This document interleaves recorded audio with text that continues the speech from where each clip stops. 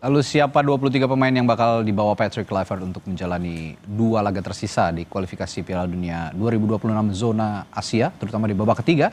Kita bahas bersama analis sepak bola Gita Suwondo. Selamat malam, Bu Gita. Selamat malam.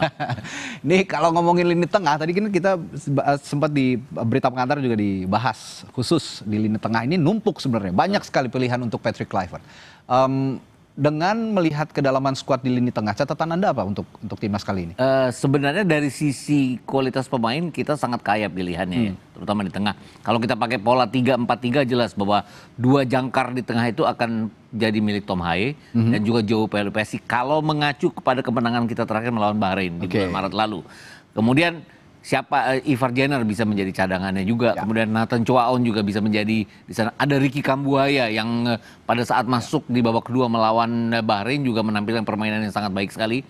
Bahkan dia sempat dua kali assist, dua kali passing, key passing yang gagal diselesaikan oleh rekan-rekannya. Jadi saya pikir dia juga punya peluang kaya di sisi lini tengah ini. Jadi saya pikir pilihannya adalah yang pertama adalah Tom Haye dan juga João Pelupessy yang menjadi starter pada saat kita berhadapan dengan Bahrain. Oke, kalau bicara lini tengah, kan kalau di sepak bola ada attacking midfielder, ada center midfielder gitu ya, ada holding midfielder, ada juga defensive midfielder. Kalau melihat pemain tengah yang dimiliki Patrick Kluivert sekarang ya setidaknya yang ada di training camp gitu, kira-kira empat-empatnya akan dipakai atau akan memakai skema mana? Central midfielder, holding midfielder, defensive midfielder dengan attacking midfielder. Kira-kira saya pikir Tom Haye yang akan menjadi playmaker sekaligus gabungan antara pemain yang mencoba bertahan kemudian menyerang. Dia akan menjadi pemain jangkar di sana. Jangkar. Saya pikir. Kemudian kalau kita lihat peran dari João Pelupessy melawan Bahrain, dia lebih ke defensive midfieldernya. Jadi dua pemain ini yang akan dimainkan. Kita tahu bahwa Tom Haye ini adalah pemain 70 menit. Atau 75 menit. Iya. Terkadang keteteran juga fisiknya keteteran. Apalagi bermain di GBK yang saya pikir juga tropis dan juga akan sangat menyulitkan dia. Sangat humid di sana. Sangat humid. Ada Ivar Jenner yang bisa menggantikannya. Ada Nathan Choaon yang bisa menggantikannya. Tapi kan kita tidak bisa empat-empatnya. Kenapa? Karena pilihannya adalah dua pemain sayap nanti. Sayap yang di kiri kan jelas bahwa itu akan menjadi Calvin Verdong, milik Calvin Verdong. Dikatakan bahwa Kevin Dix belum bisa bergabung tanggal 29 Mei, dia masih memainkan pertandingan di Piala Denmark. Tapi saya rasa setelah itu dia bisa bergabung dan kalau dia lepas dari Piala Denmark tanpa cedera, saya pikir dia akan menjadi sisi kanan kita. Oke. Nah, ini dari kemarin sebenarnya wartawan semua publik penasaran training camp ini apa sih yang dilatih secara khusus oleh Coach Patrick. Tapi ternyata close training dari kemarin. Iya, close training ya. Close training terus. Sampai hari ini tadi ada momen sedikit wartawan bisa mengintip gitu. Publik bisa mengintip bahwa ada pelatihan fisik secara intensif dan juga sedikit strategi sepertinya. Kenapa alasannya kira-kira selama ini Patrick ini tidak terlalu terbuka untuk training? Apa nggak mau bocor nih ininya, strateginya kira-kira? Saya pikir gini juga. Kita sempat salah, harus dikatakan penampilan pertama Patrick Kluivert sebagai pelatih kita salah strategi sehingga kita kalah telak waktu itu melawan itu bisa Australia. dipahami. Itu pasti ada kekhawatiran. Tapi pertandingan kedua melawan Bahrain dia memainkan strateginya dengan sangat jitu. Pakai 3 pemain belakang, pakai 2 pemain sayap, pakai Tom Haye dan juga João Pelupessy dengan sangat baik. Ada Romeni, ada Marcelino saat itu, dan kemudian ada Ragnar. Nah, persoalannya sekarang tidak ada Ragnar, tapi ada Dean James yang bisa menggantikan di sana. Sisi kanan yang mungkin agak berkurang, Eliano tidak ada. Kemudian kalau kita lihat Kevin Dix, Sandy Walsh juga tidak ada di kanan, tapi ada Kevin Dix di sana. Ada Vano Lillipali yang masih mungkin juga bisa dipasang di sana. Jadi saya pikir lebih ke strategi dia bagaimana menghadapi China. Padahal China ini sulit-sulit gampang. Kenapa? Ya, betul. Karena kita menghadapi Bahrain yang all attack. Jadi kita sudah waspada. Harusnya menghadapi Australia juga hal yang sama. China ini kan bilang bahwa kita akan menyerang. Saya nggak yakin. Dari 8 pertandingan, dia pintar memainkan ritme. Dari 8 pertandingan yang sudah dimainkan China, mereka itu defend to counter. Dan salah satu yang menjadi korban adalah kita. Korban kedua namanya Bahrain. Artinya China ini kan baru mendapatkan 6 poin, tapi 2 itu lewat 2 kemenangan yang didapat dari seteru mereka yang berusaha untuk masuk ke urutan keempat. Ini yang bahayanya. Jadi kira-kira kalau kata Coach Patrick, kalau Tiongkok bisa umpet-umpetan, saya juga bisa umpet-umpetan nih gitu ya. Nanti siapa yang paling pintar ngumpet nih? Sama-sama di lapangan lah kejutannya gitu kan kira-kira. Di sisi kiri juga tidak kalah menarik dibahas. Di sisi kiri lini pertahanan menuju tengah begitu ya. Wingback kita kan selalu rajin. Namanya Calvin Verdong ini selalu rajin. Betul. Naik turun. Nah, kalau tadi berkaitan dengan kebutuhan fisik pemain timnas Indonesia kita selain Calvin Verdong di kiri ada pelapis nggak kira-kira? Dean James ya bisa. Dean James yang masih bisa menggantikan itu. Pratama Arhan juga bisa menggantikannya dengan sangat ya. Pratama Arhan juga dikenal dengan lemparannya. Siapa tahu mentok itu yang bisa dilakukannya, seperti halnya pada saat kita kalah lawan China ketinggalan 0-2 kan dari pelemparan dia kemudian Tom Haye bikin gol. Jadi masih ada usaha. Tapi saya pikir selama 90 menit nggak ada persoalan. Kalau Calvin Verdong tidak cedera, dia akan menjadi pengganti di sana. Kenapa nggak Dean James? Karena Dean James lebih diuntukkan ke depan karena tidak adanya Ragnar. Ragnar ini kunci yang missing dari kita. Kenapa? Karena ini pemain yang sangat luar biasa sebenarnya. Dan balik lagi ke kebutuhan pemain tengah yang sekarang banyak absen ini. Kalau tadi Bung Gita udah menyebut nama Stefano Lillipali, sebenarnya dengan tipikal yang cukup sama untuk menggantikan Lino ya, Marcelino Ferdinand yang absen. Itu kan ada Beckham Putra di sana, lalu ada Beckham ada Egy Maulana Fikri. Nah, kira-kira yang paling fit kalau sekarang selama ini kan untuk kontribusi ke depan itu banyak kan dari Marcelino untuk oleh Romani. Kira-kira dari nama-nama itu tadi yang paling cocok sih. Secara pengalaman mungkin Stefano Lillipali. Tapi Stefano Lillipali kan sudah lama.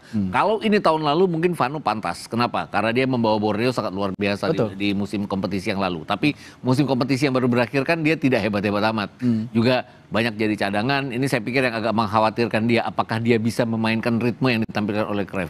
Beckham Putra yang justru masih menonjol dari impresif selama liga ini. Egy juga. Dari sekian banyak pemain-pemain luar yang menjadi top scorer kan Egy masuk ke dalamnya untuk menjadi top scorer yang berasal dari pemain lokal. Jadi saya pikir Egy layak dicoba. Walaupun itu adrenalin Egy harus dijaga karena kadang-kadang dia punya peluang, dia tidak bisa menyelesaikan. Sama lah dengan Eliano Reinders pada saat berhadapan dengan Bahrain. Dia punya peluang, dia tidak bisa menyelesaikan peluang.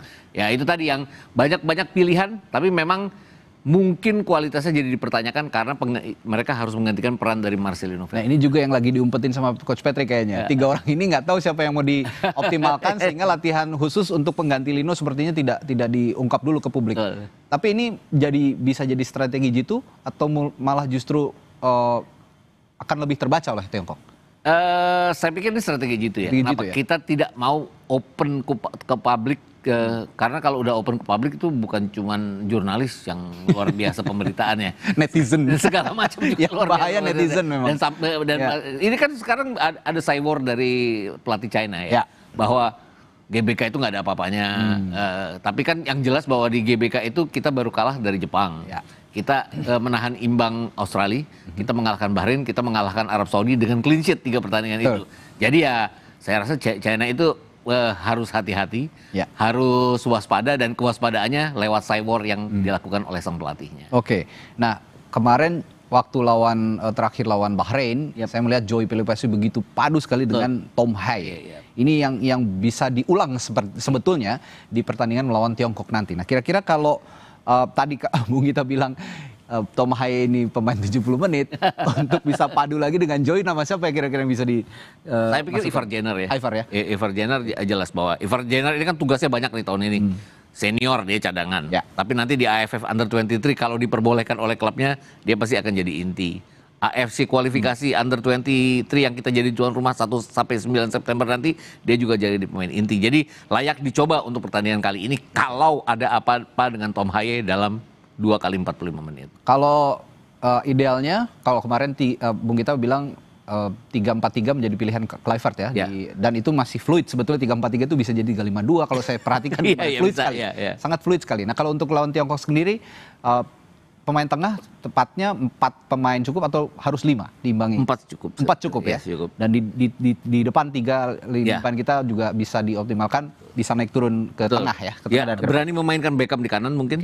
Berani memainkan Dean James. Dean James ini kan walaupun back kiri dia mampu bermain di tengah kiri, tengah sayap, juga bisa bermain di depan dengan sangat baik, menggantikan posisi Ragnar. Oleh Romani nggak ada pilihan bahwa dia akan menjadi striker kita. Dia 2 gol dalam 2 pertandingan, mudah-mudahan dia 3 gol dalam 3 pertandingan atau lebih. Terakhir Bung Gita, 23 pemain nanti sepertinya akan jadi final decision-nya Patrick Kluivert untuk di wrap up semua dibawa ke GBK untuk lawan Tiongkok. Dari 32 pemain menjadi 23. 9 orang tersisih. Kira-kira siapa yang masuk, siapa yang tersisih? Yang jelas 2 penjaga gawang akan tersisih. Kebanyakan ya kalau ini ya. Kan 5 kenapa? Karena kita tidak bisa memakai jasanya Martin Paes di pertandingan pertama. Jadi pasti takut-takut waktu itu Emil Audero Mulyadi juga harus menghadapi playoff bersama klubnya. Diperkirakan kan sampai awal Juni, Betul. tapi ternyata tidak ya, klubnya tersingkir. Sayang sekali sebenarnya klubnya tersingkir, tapi dia berhasil bisa gabung. Jadi saya pikir akan ada 2 yang tersingkir di sana. Baik. Kemudian kalau kita lihat tengah tetap tidak akan tersingkir, mungkin di depan ada beberapa nama yang hilang. Oke, baik. Kita tunggu nanti final decision-nya Patrick Kluivert. Ada beberapa yang tersingkir, 9 orang yang tersingkir. Ya tapi tidak usah berkecil hati yang tersingkir. Ini bisa jadi sementara nanti bisa peningkatan performa bisa dipanggil kembali melawan Jepang mungkin atau kalau kita lolos ke Piala Dunia mungkin bisa semangat lagi mereka bisa diseleksi kembali. Terima kasih Bung